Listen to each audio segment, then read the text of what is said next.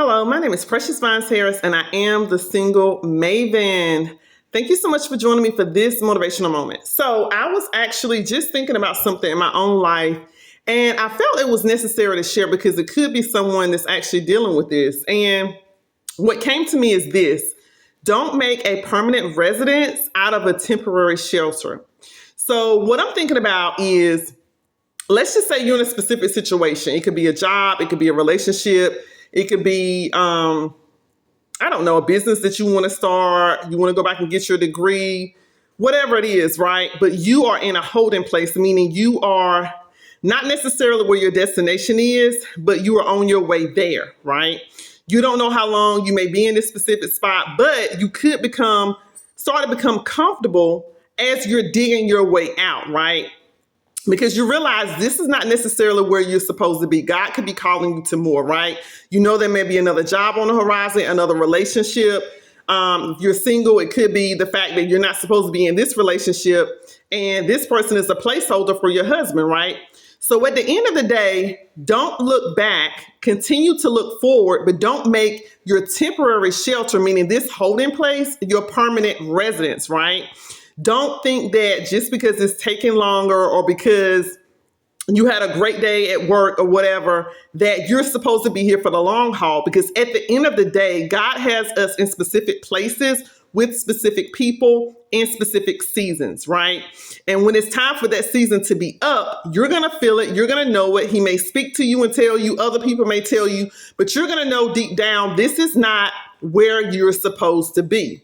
And if you actually start to get hesitant in moving forward, looking back, you can become stuck and frozen and not be able to move forward.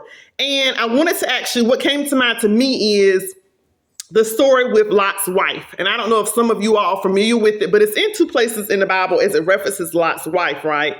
And the quick and dirty story of it is the fact that there were two cities, Sodom and Gomorrah. They were very sinful. God destroys them. And Lot, which I believe is Abraham's nephew, was in the city, right? But I think it was only him, his wife, and I think two daughters that he was going to let escape, right? He was going to destroy the cities because they were doing a lot of sinful things, right? So as they were moving forward, and this is in Genesis 19, and Genesis 19, I encourage you to read all of Genesis 19, but start around 23. And it says, by the time Lot reached Zoar, the sun had risen over the land. So Lot and his family is trying to escape, right? The Lord rained down burning sulfur on Sodom and Gomorrah from the Lord out of the heavens. Thus he overthrew those cities and the entire plain, destroying all those living in the cities and also the vegetation in the land. But this is verse 26, right? Genesis 19:26 says, but Lot's wife looked back and she became a pillar of salt. Because at the end of the day, at the beginning, if you kind of go up earlier in the passage, around he sent an angel to warn them around verse 17, around verse 16, starting there.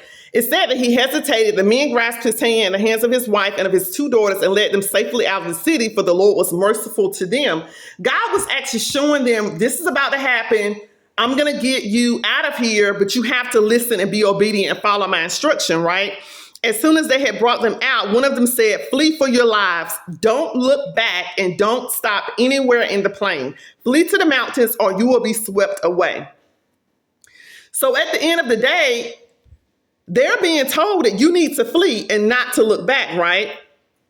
But Lot's wife looked back. And I don't know if it was because she was feeling sad for the people that she was leaving. If it was because, she was, I don't know, feeling remorseful about the fact that other people can't go with her. I guess it's the same thing as feeling sad. Or just having memories or yearning to go back to her comfortable life, even though it may not have been the best life. But at the end of the day, this also can be found if you go to Luke 17. Hold on a second. I just had it. Hold on one second. I hate when this happens when I mark it. Luke 17:32. Here it is.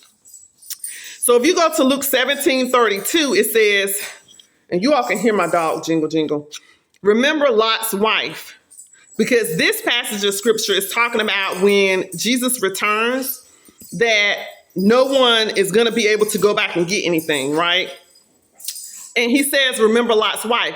So if God is calling you to move out of a specific place, a specific thing, and he's calling you to move forward, even if you feel comfortable, even if it feels great to you to be around familiar places, friends, you could have went out a great date with your specific significant other, but he's calling you out of that relationship. And I do apologize for my dog barking right now.